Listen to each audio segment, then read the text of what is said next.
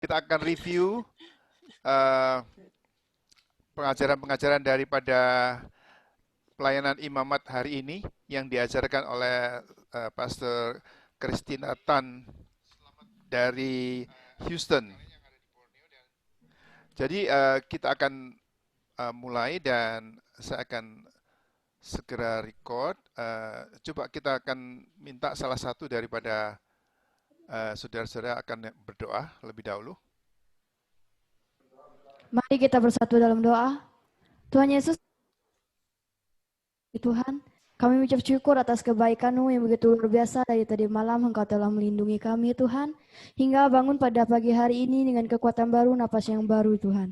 Tuhan, sebentar lagi kami akan mulai pelajaran kami. Kiranya Engkau menyertai kami sepanjang pelajaran ini dari pertengah hingga akhirnya nanti, Bapa. Kau berkati juga Ibu Kristina, Kau berikan hikmah, akan kesanggupan supaya beliau dapat mengajar kami dengan baik, ya Bapak. Tuhan, kami serahkan doa ini ke dalam tangan-Mu, hanya di dalam nama Tuhan Yesus, haleluya. Amin. Amen. Amen. Thank you.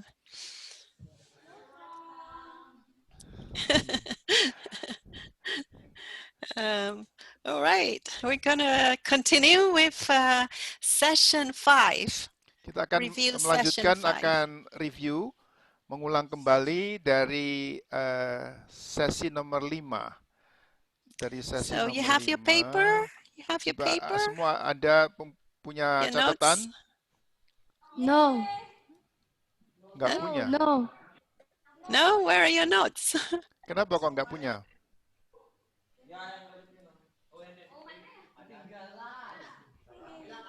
Coba, Ada. Ketinggalan, Bu.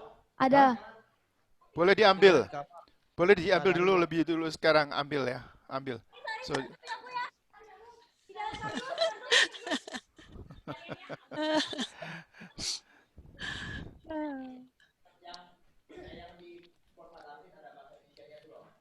So the remaining has their notes.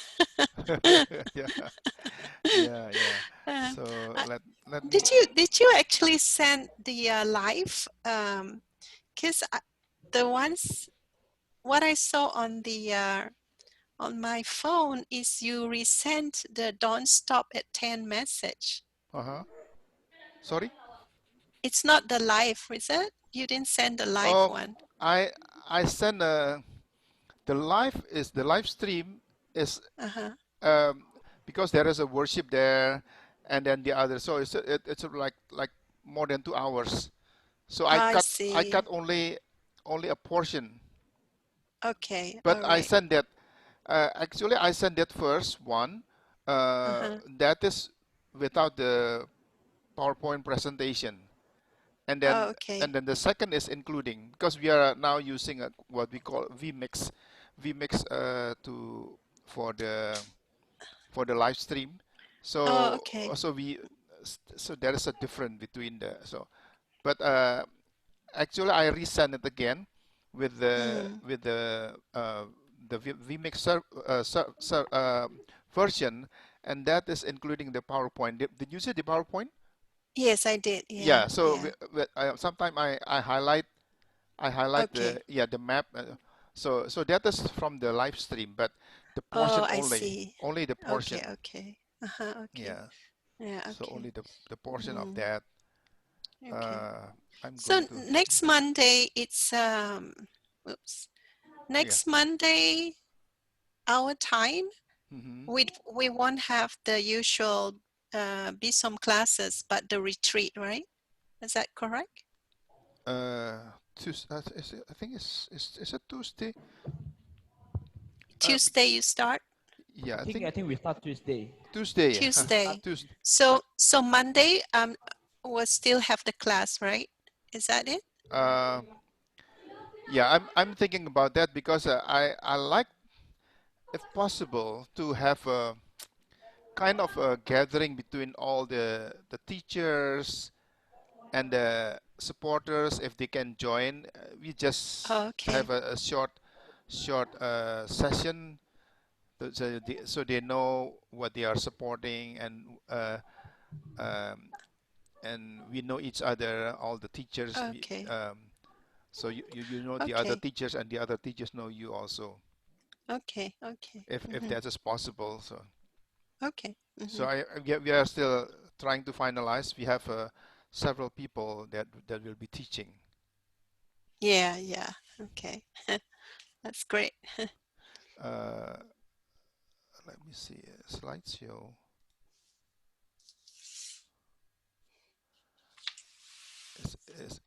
So is this one?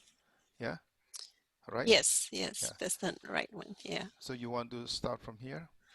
Or I'm just going to go to the This one? notes. Yeah, you will go there. Yeah. Okay. Okay. Yeah. So the notes is from the Word document, right? The Word document. Yes. Yeah. It's a Word I want document. to prepare. I mean the review notes. We don't have to go to the main notes. Just the review. So you don't want you don't want to see the notes. Yeah, we don't. Yeah. But do you want to show the PowerPoint? Yes, the PowerPoint. Okay. Yes, yeah, but not the notes because it's a review. Yeah, it's a review. Yeah, it's a review. But Right. let me read. Let me prepare that. Where is that? The documents. Is it what? Review. Okay, I have the review, but I don't share it. It's just for myself, Okay. right? Yeah. Yeah. And the students have it, so it's okay. Jadi adik-adik sudah siap semua, tolong di unmute dulu sebentar. Ya, gimana, sudah siap? Siap, Pak. Siap. Oke. Oke. Let's start. Yeah. Okay. So we're reviewing session 5, which is the title is Priests as Gatekeepers. Kita akan melihat di sini di dalam sesi, kita ulang sesi kelima, yaitu sebentar ya. Jadi kita melihat di sesi 5 ini. Where is the notes? The notes is the number. Is it? Yeah, that's correct. What you have is correct. That's correct, yeah. Jadi Yes. imam sebagai penjaga pintu, gatekeepers, atau watchman, atau penjaga kota, the watchman. So what I would like them to do, first of all, is if somebody will read Ezekiel chapter 33, verse 3 to 6. Tolong bacakan salah satu Yehezkiel 33 ayat ketiga sampai ke-6. Tolong cepat bacakan.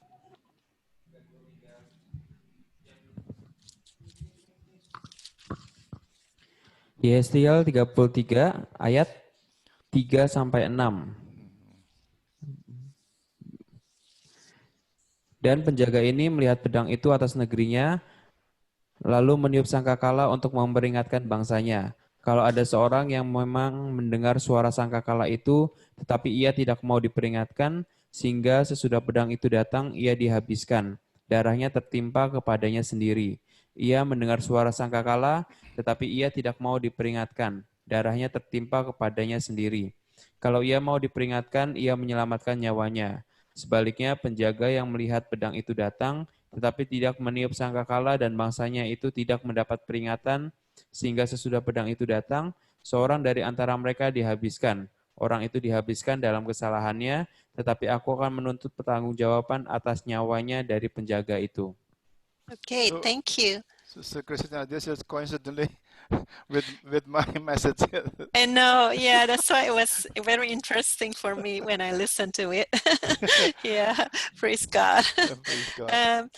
Yes, so Adam was the first gatekeeper. If you look at the PowerPoint, you will see that there, that Adam was the first gatekeeper. Jadi sebetulnya ya Adam itu pertama kali adalah gatekeeper atau penjaga pintu yang pertama kali. Kalau And saudara melihat di dalam session ini, bisa melihat ya, tapi memang tidak terlalu Agak, besar di situ. Mau dibesarin? ya mau diperbesarkan Pak. Coba ya, saya coba kalau bisa perbesarkan. Sebentar. Animation, slideshow.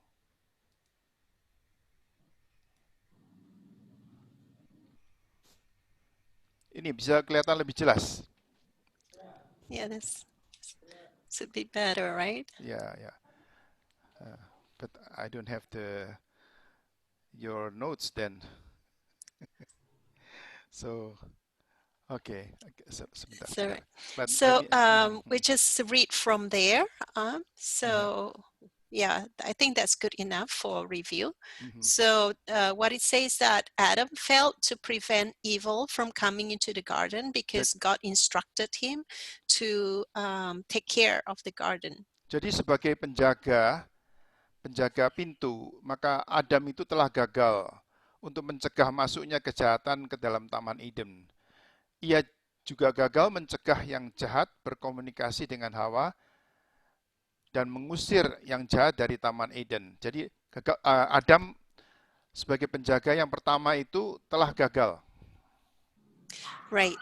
So, we are gatekeepers, not only for, the church setting, but also for our community, our family. So wherever God puts us, we become gatekeepers. Jadi kita itu bukan hanya penjaga pintu daripada keluarga kita, orang-orang di sekitar kita, komunitas di sekitar kita, tetapi kita itu juga we are gatekeeper of what again? Gatekeepers of the church or your community. Juga dari gereja, komunitas dan semua yang family. ada di keluarga kita dan sebagainya itu. Yeah, and then we see in the Old Testament that the priests were also they had to be gatekeepers too. Juga di dalam Perjanjian Lama kita membaca bahwa imam-imam itu harus menjadi penjaga. Menjadi penjaga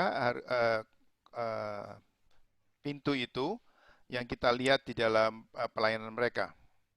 Okay, if you could please go to slide 5 and then you will see what they do. Okay, slide 5. I think the further up. Okay, I think that's it. Yeah. This one? Okay, so yeah. So if you look at penjaga gerbang spiritual. Yeah. So penjaga gerbang spiritual di situ adalah imam-imam tadi. Jadi penjaga gerbang harus berdiri di posnya menjaga masyarakat, dipastikan bisa diizinkan atau dilarang melakukan hal-hal di atas tadi di alam ini. Namun itu berlaku hal yang sama di alam rohani. Mengerti kira-kira? Kira-kira adik-adik mengerti nggak? Mengerti, Pak. Mengerti ya? Okay, that's good. So the question is here for you is what do you think is the similarity between the gatekeepers and the watchmen that you just read just now? Jadi, what is the similarity? Saudara bisa melihat nggak ada kesamaan ini apa? Ada kesamaan apa antara penjaga pintu dan watchman atau penjaga itu yang tadi kita baca di dalam ayat yang baru kita baca tadi? Apakah saudara melihat ada persamaan antara imam di sini, penjaga gerbang spiritual dengan penjaga pintu daripada kota, pintu masuk daripada kota atau di mana mereka itu harus bertugas? Saudara bisa melihat enggak? Ada persamaannya enggak? Iya. So could you please, give me some answers to make sure you understand it? Coba please? tolong salah satu memberikan beberapa jawaban untuk memastikan Anda bisa mengerti. Kan namanya hari ini adalah review ya. Review, jadi secara coba berikan apakah persamaan daripada uh, imam sebagai penjaga gerbang spiritual dan watchman atau penjaga kota itu yang ada bertugas di menara jaga itu untuk menjaga kota. Kalau penjaga gerbang kota kan melihat ada musuh misalnya dari luar mau masuk, terus bisa memperingatkan kotanya gitu kan untuk bersiap-siap. Penjaga spiritual juga seperti itu. Kalau melihat ada serangan-serangan iblis, kita bisa berperang, kita bisa berdoa seperti itu. Nah, you understand what they said? I think about 60%. Jadi kalau so that the spirit the watchman their task is to watch, to see, to detect if there is an imminent attack to the city. So they have to warn the people, so they be ready for that. And and priests as a spiritual watchman also, they have to watch for our spiritual situation or our so that so if there is an attack from the enemy spiritually, they can be warned and they can be so they can be warned. Yeah. Okay. I think that's very good answer, but I want Jawabannya bagus itu. Yeah. To add on something that's very important is as a gatekeeper, we have to make sure that, that we do not allow anything that will defile the God's sanctuary. So in that respect. Satu hal yang itu tadi jawabannya bagus sekali. Ada satu hal yang mau saya tambahkan. Sebagai penjaga gerbang itu, maka tugas Anda itu juga harus, tugas imam tadi harus memastikan bahwa tidak ada hal-hal yang najis, yang tidak benar, tidak kudus itu masuk di dalam bait Allah yang akan menajiskan. Ya, misalkan. Yeah. Right. For example, the methods you use, in the church, should not be something that displeases God, because there are a lot of things that are going on in the church. Some of it is not the right thing to do. Dan misalkan saja ada cara-cara yang diperbuat di dalam gereja, itu harus dipastikan bahwa cara-cara itu tidak mendukakan Roh Tuhan. Karena seperti saat kita melihat keadaan sekarang di gereja-gereja, bahwa ada yang melakukan tindakan-tindakan, cara-cara yang tidak benar dan mendukakan Tuhan. Right. And then that's one thing. And then for your house, like in your home, as a gatekeeper, you don't allow all kinds of movies that you watch. That's you're not being a gatekeeper if you allow a lot of movies that are not good for the spiritual aspect. Dan juga sebagai penjaga gerbang pintu daripada rumahmu untuk keluargamu, maka kita harus menjaga supaya tidak ada film-film yang tidak benar, film-film yang kotor, film-film yang tidak berkenan itu masuk dan menajiskan akan rumah tanggamu. So I hope that's those examples are clear for you and hope you understand. Supaya saudara bisa melihat contoh-contoh tadi dan Anda bisa jelas ya apa yang dimaksudkan Anda sebagai penjaga gerbang spiritual dari keluarga Anda. So do you have any question on session 5? Ada yang mau bertanya di dalam sesi 5 ini? Kalau ada pertanyaan silahkan. Ada yang mau bertanya? Ada yang mau bertanya, apakah mengerti enggak, atau kalau mau memberi komentar juga begitu, supaya kami bisa mengetahui Anda itu mengerti. Kalau nggak bertanya, ya kemungkinan Anda tidak mengerti, atau Anda sudah jelas sekali. Ada kemungkinannya begitu kan?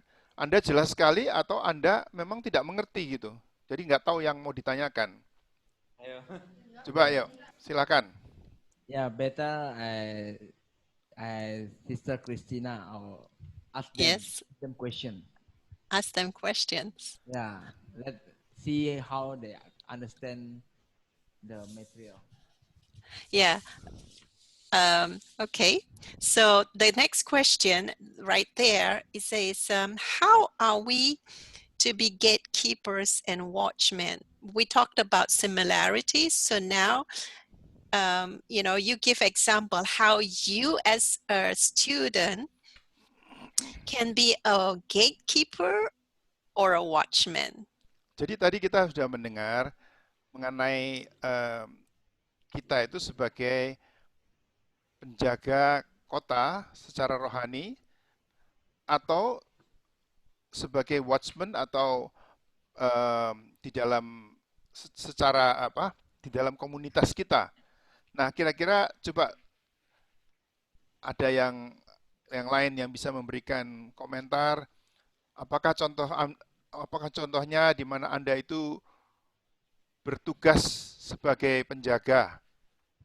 Bagaimana Anda bisa menjaga komunitas Anda, keluarga Anda, gereja Anda itu untuk supaya bisa menyelamatkan orang-orang yang ada di bawah pengaruh Anda. Ada yang bisa ngasih tanggapan? Mungkin AKP boleh. dengan berdoa syafaat bagi keluarga kita, bagi teman-teman kita. So we can pray for like intercessory prayer for our friends, for our family. Okay. Terus. What about not just pray? What about something practical that you can do as Selain berdoa, ada hal praktis apa yang bisa Anda lakukan untuk supaya Anda menjaga komunitas Bila Anda? ada yang salah mungkin bisa ditegur, dinasihati sesuai dengan firman Tuhan. Doing something not right, so they can be advised and then rectified. Right. Yeah, that's good. And practical things you can do is like when in a situation in your community. Satu hal yang praktis dalam komunitas Anda yang Anda bisa lakukan. So when you are, walking around, I know now it's lockdown, you can't actually walk around, but be observant about what is going on in your community. Juga, kalau sekarang Anda keluar dan berjalan, mungkin saat ini Anda masih dalam lockdown, tapi kalau saudara nanti ada kesempatan berjalan keluar gitu, saudara perhatikan masyarakat di sekitar Anda itu gimana. Yeah, find out what the maybe crime, maybe there's a lot of crime. Find out what kind of crime and begin to pray about it. But those are practical things you can do, and sometimes crime is because people are, for example, some people steal because maybe they just don't have the means to get food. So practical things, see how you can help. These are practical ways to be a gatekeeper. Hal-hal praktis misalkan yang bisa saudara lakukan, misalkan mereka misalkan diperhatikan di sekitar Anda ada yang mencuri gitu. Nah, apakah mencurinya itu bagaimana? Apakah karena kelaparan, nggak punya duit atau gimana? Mungkin ada hal-hal yang dapat Anda tolong di situ ya. Alright. So yeah. Anything else you want to add? I'm sure you have. Ada yang lain yang dapat Anda tambahkan. Kok saya itu rasanya kok saudara nggak nangkep ini kayaknya. Betul nggak? Nangkep nggak? Coba yang lain jawab. Coba yang lain. Iya. Ada yang nggak nangkap, ada yang nangkap, ada yang enggak. Gitu. Karena pakai bahasa Inggris tuh kami agak nggak ngerti. Enggak betul. Terjemahan nggak ngerti. Terjemah, terus lanjut bahasa Inggris lagi, jadi nggak ngerti gitu. Oh, jadi So they are not very clear because maybe using translation, I don't know. Uh-huh. That maybe you want to clarify like, coba bagaimana coba sebentar yang bertanya tadi siapa namanya? Andri. Andri. Ya. Andri, kira-kira yang tidak dimengerti itu apa ya? Jadi gini, saya mau bertanya. Jadi kalau Anda itu sebagai sebagai penjaga gerbang pintu, ya. Ya. Itu bisa ada dua ya. Tadi kalau imam, kalau Anda sebagai imam-imam itu menjaga secara spiritual kehidupan daripada orang-orang yang ada di bawah pengaruh saudara. Lalu yang kedua, Anda misalkan menjaga di dalam keluarga Anda, di dalam masyarakat Anda. Nanti kalau saudara menjadi gembala juga gereja Anda gimana gitu. Nah, kira-kira yang tidak dimengerti itu apa? Apakah tindakan-tindakan apa yang saudara bisa lakukan untuk menjaga itu? Misalkan tadi yang dikasih contoh ya, misalkan dalam keluarga Anda. Apakah Anda memakai banyak waktu untuk ada mungkin film-film atau apa yang tidak yang kurang kurang benar atau kurang berguna gitu di dalam kehidupan daripada keluarga Anda. Kira-kira ada mengerti nggak gitu kira-kira?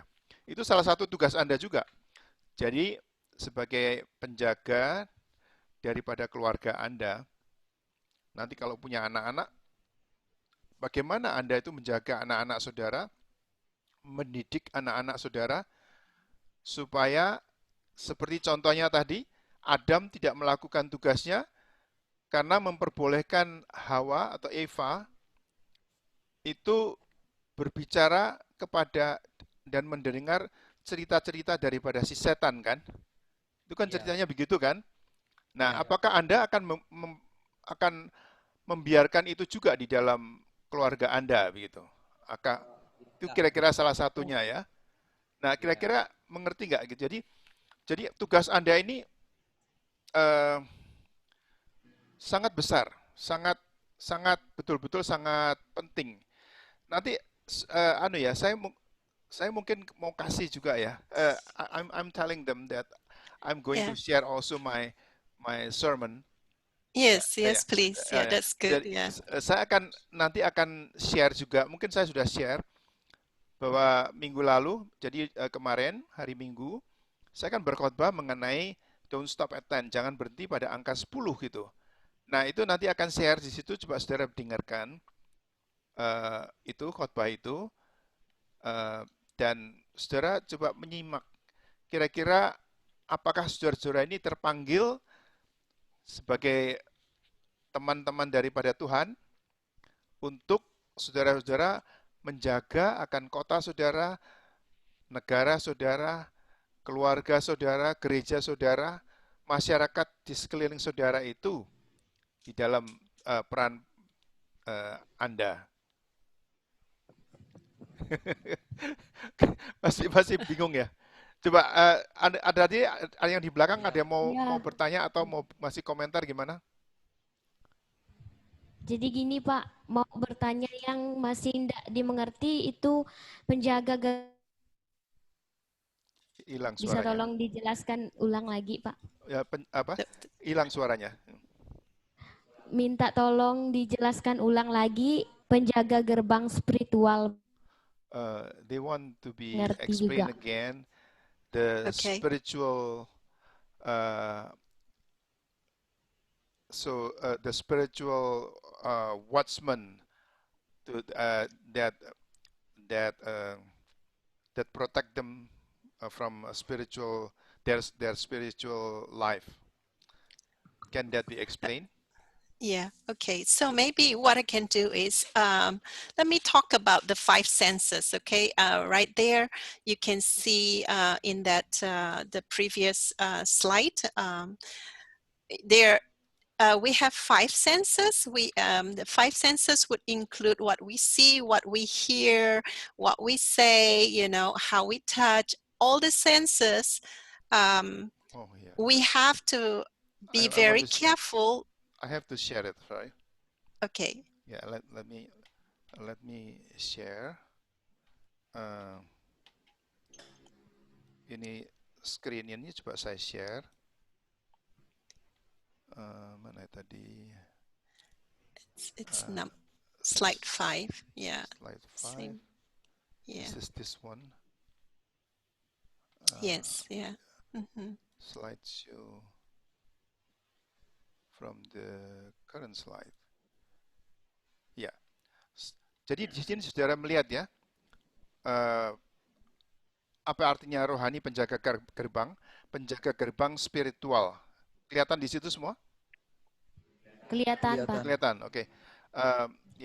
Go ahead, Sister Christina. So when we are gatekeepers, Kalau kita itu menjadi penjaga gerbang, just imagine that you are a security guard for a company, you know, or bayangkan a saudara itu gudang. adalah seorang security, seorang satpam atau petugas satpam, petugas security yang bekerja di satu perusahaan begitu ya, menjaga. So your job in that sense is a physical job, but we are talking about the spiritual aspect of Can you know. Can you stop it? Okay. Don't talk too long. I cannot Sorry. translate. So, Sorry.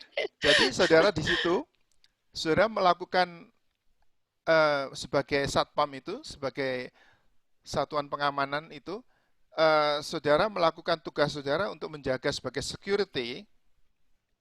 Okay, go ahead.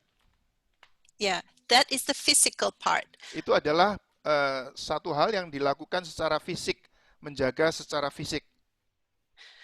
But as a priest of God, we don't only take care of the physical, we have to take care of the spiritual. Tapi sebagai satpam rohani, sebagai penjaga gerbang rohani, kita bukan hanya tadi yang dilakukan oleh petugas satpam itu secara fisik menjaga secara fisik, tetapi juga menjaga secara spiritual, secara jiwa itu. So, in essence, you do not want anything evil in the spirit realm, just as in the physical. You don't want it to come in.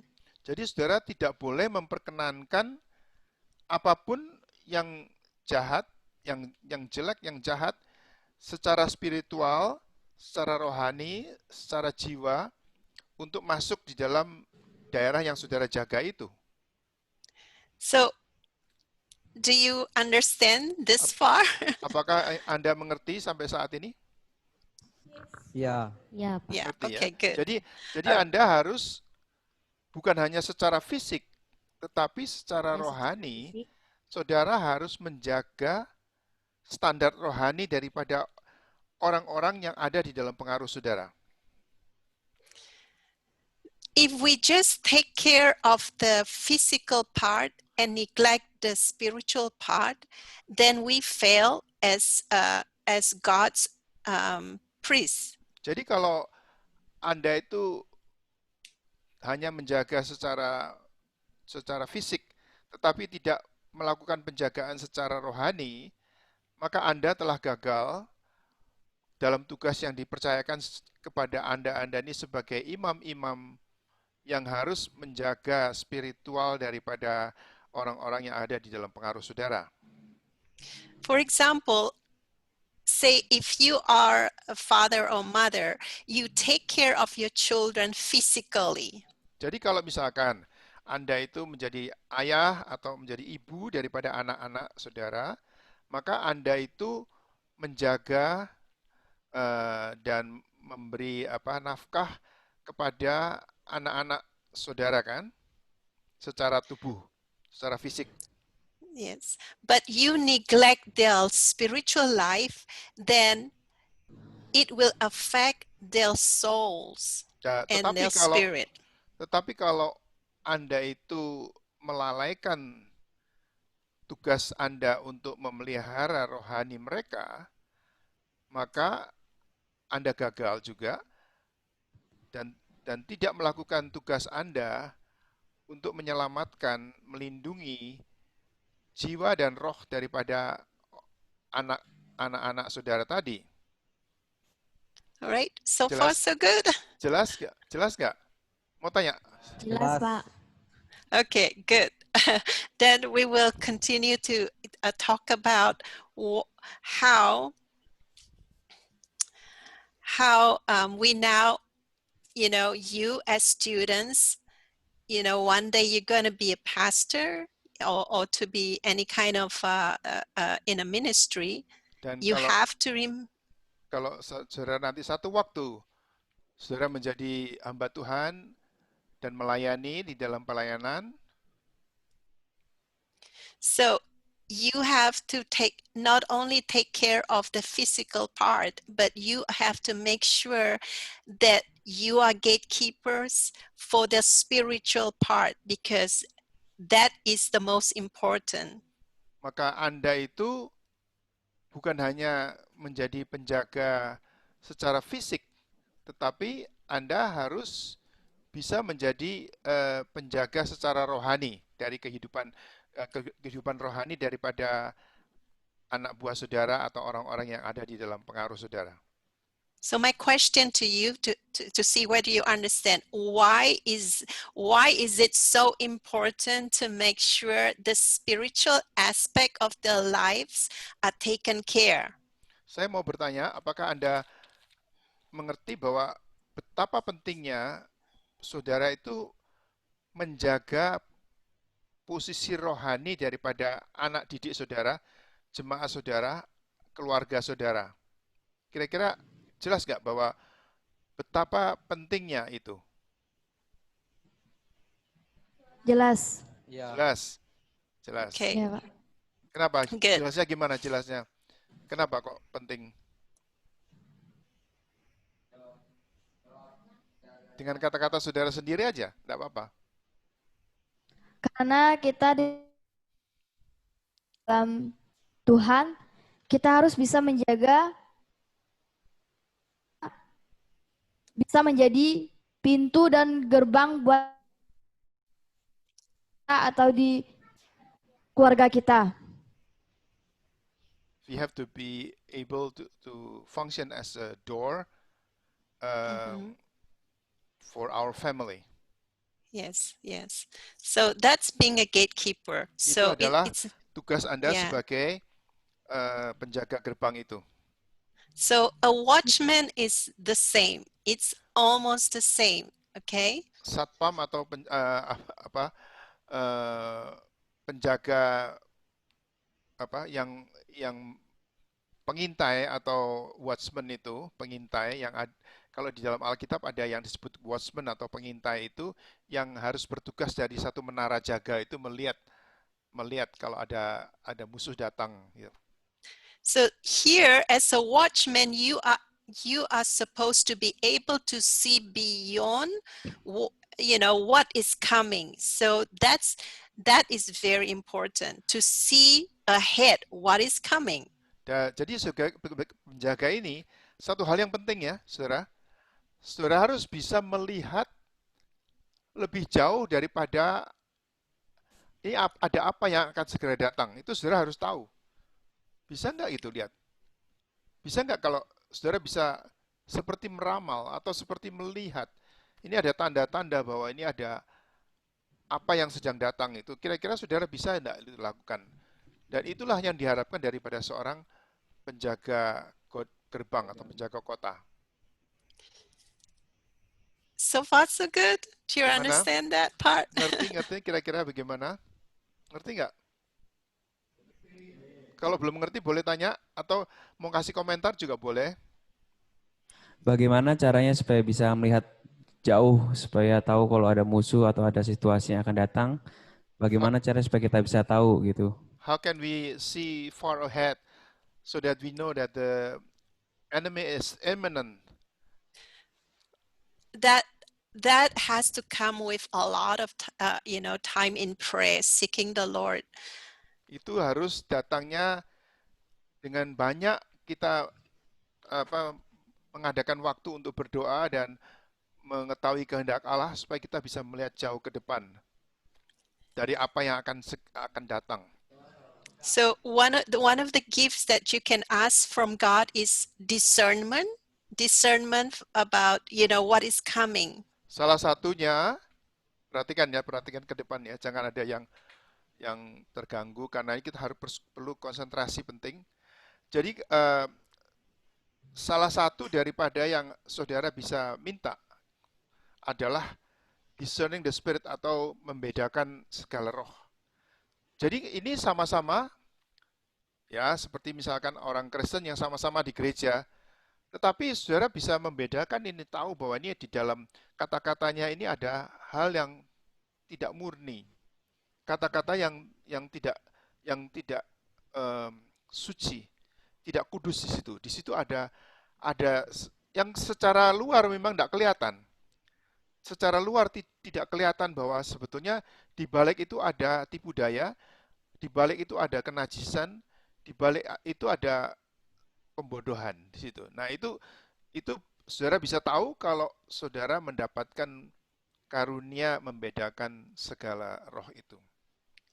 And another way that you can tell that something is wrong is when your spirit starts feeling uneasy. That means God is showing you something is coming, but you haven't seen it yet. Jadi satu hal yang lain adalah saudara merasakan kalau saudara mendengar itu ya, saudara merasakan di dalam hati saudara itu ada suatu kegelisahan atau rasa tidak sejahtera, seperti Tuhan itu menunjukkan.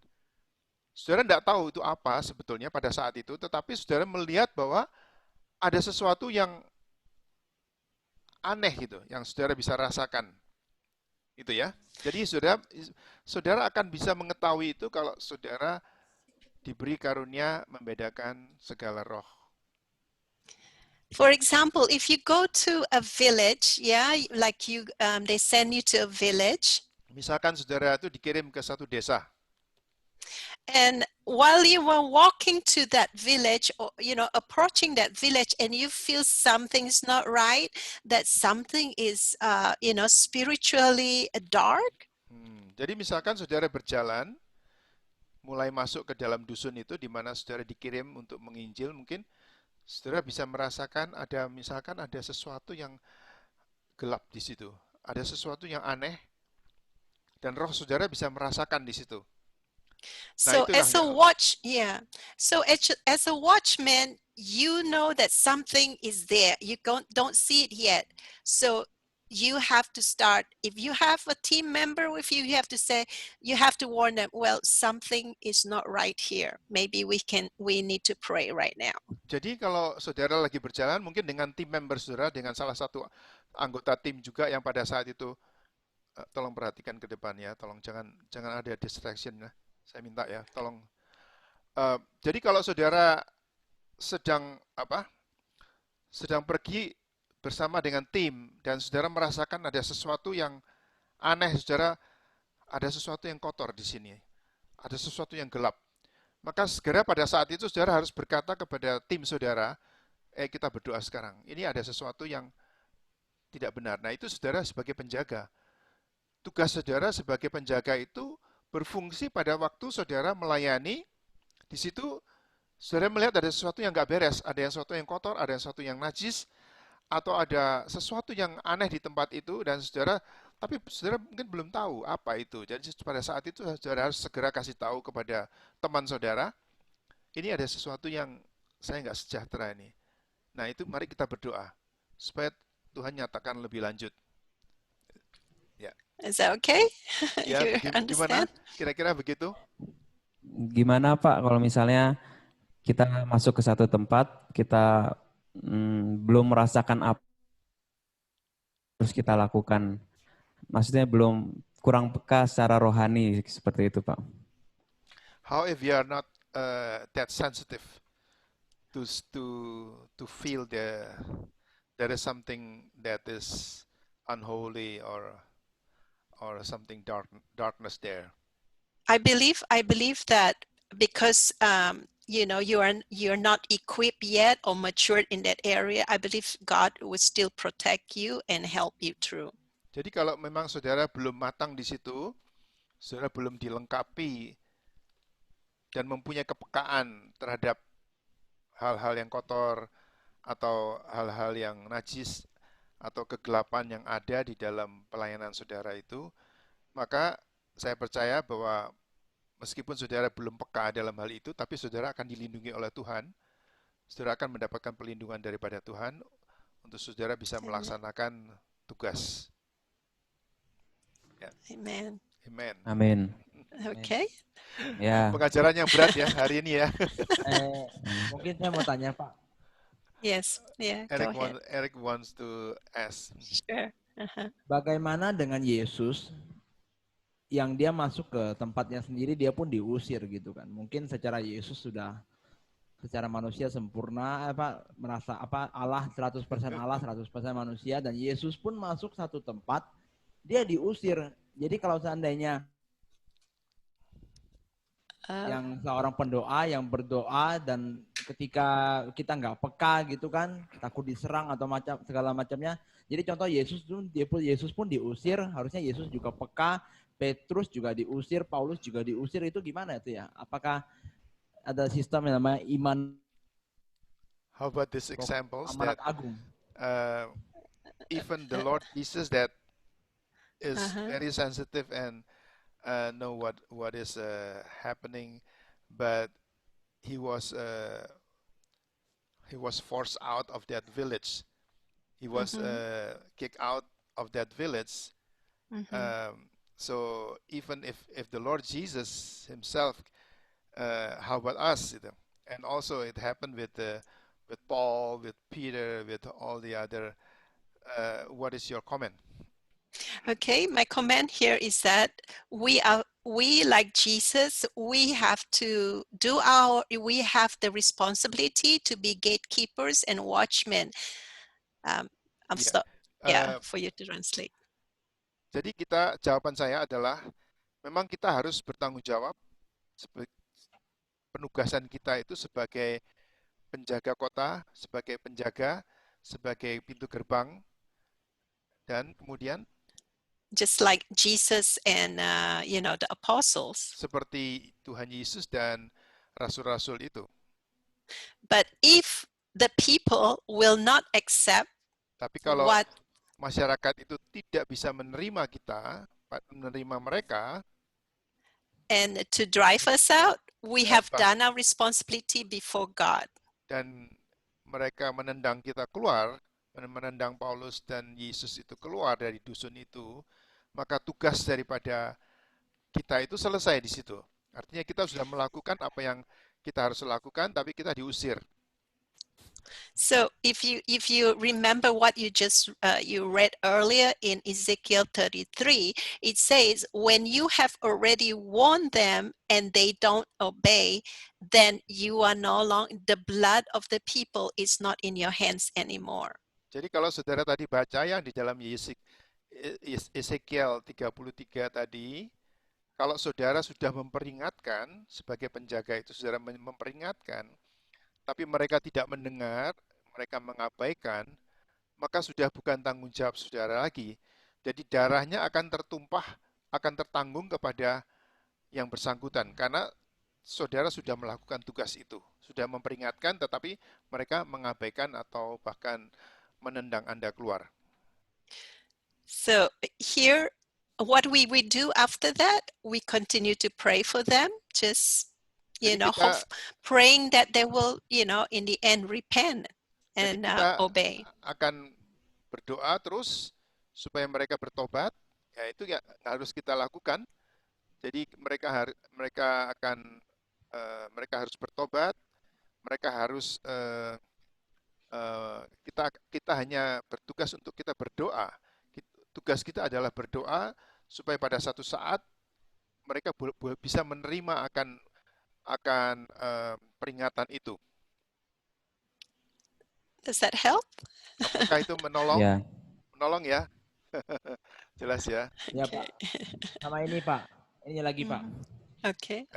Kita tahu bahwa Paulus itu hilang ke Roma sebelumnya waktu terakhir di kitab para rasul kan sebelum Paulus ke Roma itu dia diperingatkan sama anak siapa tuh ya nabi itu, anak Ya. Apolos ya. Anak Filipus. Ya, di anak Agabus Filipus ya? itu ya Agabus ya. Ya. Diperingatkan bahwa Paulus itu dia kan sebagai penjaga ya, mungkin dia jaga pelayanannya si Paulus ya, dikasih tahu nanti yang punya tali pinggang ini akan mengalami penderitaan seperti ini, diikat segala macam, tapi dan secara sejahtera mungkin si nabi ini yang punya karunia nabi ini berkata bahwa dia akan mengalami ini, tapi Paulus tetap ngotot ke sana, Pak. Nah, jadi semua orang peka di dalam roh dan tidak ada orang peka, tidak semua orang peka dalam membedakan roh. Dia tetap ngotot pergi. Dia tetap ngotot pergi dan melanggar semua yang ada. Nah, itu gimana ya? Soalnya banyak sekali jadi banyak orang yang tidak melangkah karena itu takut salah langkah. Bagaimana itu supaya pekerjaan Tuhan tetap boleh Nah, yang ada masing-masing. he mentioned about an example where Paul was warned by the prophet Agabus or something. Oh, okay. Yeah. Yeah, I remember that. And then Yes. that story that the one who has this belt will be tightened and then will be persecuted. Before Paul was on a journey to Rome, and jadi pertanyaannya gimana tadi? What was the question? Ya, jadi posisi Paulus kan dia tetap mau pergi, So sedangkan the position of Paul is Uh-huh. he still want to go to Rome. Okay. Terus So Eric, so in Mhm. okay. Eric masih So ada in that mau lanjutkan? respect, in that respect, Paul is so focused on going to Rome because he knew ahead already that he will be in Rome. Ya, jadi Paulus itu fokus kepada pelayanannya dan dia sudah tahu bahwa dia harus ke Rome untuk mendapatkan aniaya itu dia sudah tahu sebetulnya. So because he knew that he has to go to Rome. So when the prophet Agabus told him what is going to happen, it did not deter him to go and suffer persecution. He was Ya. just very focused. Ya, karena dia fokus, dia sudah tahu sebetulnya Paulus sudah tahu bahwa dia harus ke Roma dan menghadapi aniaya di sana.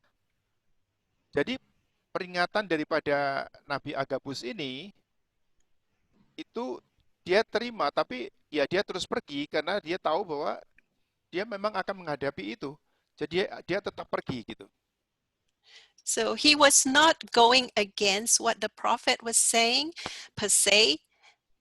Jadi dia tidak seperti melanggar atau mengabaikan peringatan daripada itu Nabi Agabus tadi, but he was focused on doing the will of God. tetapi Paulus fokus akan melakukan akan kehendak Allah itu. So what the prophets and the people there, they were very concerned for his life, so they tried to stop him. Ya, jadi memang sebetulnya dari kelompok orang itu, orang-orang di sekitar dari tadi Nabi Agabus dan orang-orangnya itu, mereka sangat mencintai Paulus dan mereka mau menyelamatkan Paulus karena mereka melihat di depan itu ada aniaya untuk Paulus. Jadi mereka mencoba untuk menahan supaya Paulus jangan pergi. Yeah, for example, just take a look, like a personal example. Misalkan saja ambil contoh pribadi kita. So, when God first called me to Africa, to go to mission in Africa. Misalkan waktu Tuhan memanggil saya untuk pergi misi di Afrika. And there were people who loved me, trying to tell me, no, don't go, it's going to be hard there. Jadi banyak orang-orang yang di sekitar saya yang mengasihi saya di in Houston at that time. Is that so? Yeah, Ya, Houston. di Yeah. Houston waktu itu mencoba menahan dan mengatakan akan berat sekali kamu melayani di sana di Afrika itu. Tanahnya dan keadaan situasinya itu sungguh berat. But the thing is that God gave me an instruction. Tetapi masalahnya Tuhan memberikan instruksi kepada saya.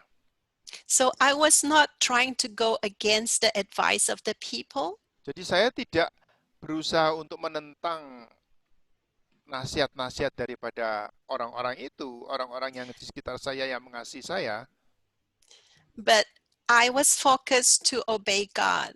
tetapi saya fokus untuk taat kepada perintah Tuhan. So I hope you understand that aspect of that question just now, Eric. Is that clear? Saya harap Eric bisa mengerti. Jadi di tengah-tengah nasihat itu memang benar, dan itu memang yang akhirnya kita tahu bahwa itu yang terjadi juga. Tetapi Paulus memang sudah tekad bulat untuk masuk di dalam pelayanan itu karena Tuhan yang memerintahkan dia pergi gitu.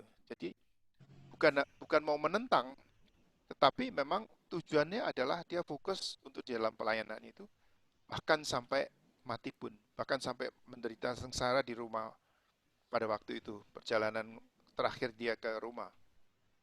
So if you think about what Jesus, John said, Jesus said in the book of John, he said, "My food is to do the Father's will."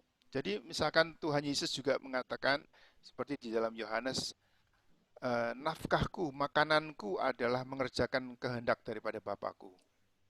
And Jesus knew that when he came to earth, he was going to die. He was going to die for mankind. So he was focused. Jadi pada waktu Tuhan itu masuk ke dalam dunia ini, dia sudah tahu bahwa dia akan mati kan?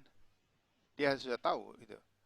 Dan dia tetap fokus di dalam pelayanannya, dan dia akan pada satu saat akan disalibkan, akan mati. So my question to you, y'all being y'all, so Houston. So you all, being prepared. God has called you. Are you that focused? Jadi pertanyaannya sekarang, Anda semua, apakah Anda begitu fokus dalam pelayanan saudara? Bahkan kalau harus mengalami sesuatu yang tidak enak, atau bahkan mati sekalipun, apakah Anda tetap melayani Tuhan? Tetap. Yeah. So as gatekeepers and watchmen, we are all responsible, not to man, but to God in the end. Jadi pada akhirnya, maka sebagai penjaga gerbang itu, sebagai pelayan Tuhan itu, kita itu bertanggung jawab kepada Tuhan akhirnya. Tanggung jawab kita untuk menjaga kota ataupun masyarakat ataupun gereja atau keluarga kita itu, tanggung jawab kita adalah kepada Tuhan. Amen. Amen. Amen. Okay, thank you. Praise the Lord. Betul-betul satu pelajaran yang sangat berharga pada hari ini. Kita akan renungkan kembali dan saudara doakan ya. Saya akan kirim khotbah saya hari Minggu kemarin. Jadi ini hari Selasa ya. Jadi hari Minggu. Hari Minggu, jadi kalau di Yesus itu masih kemarin ya, masih satu hari. Itu saya membicarakan mengenai tugas kita sebagai penjaga, sebagai atau secara kebetulan apa yang diucapkan oleh Pastor Christina ini saya banyak bahas di situ juga, dan sekarang sudah disebarkan di YouTube di mana-mana itu. Jadi itu akan bisa kita membuka pada saat ini Tuhan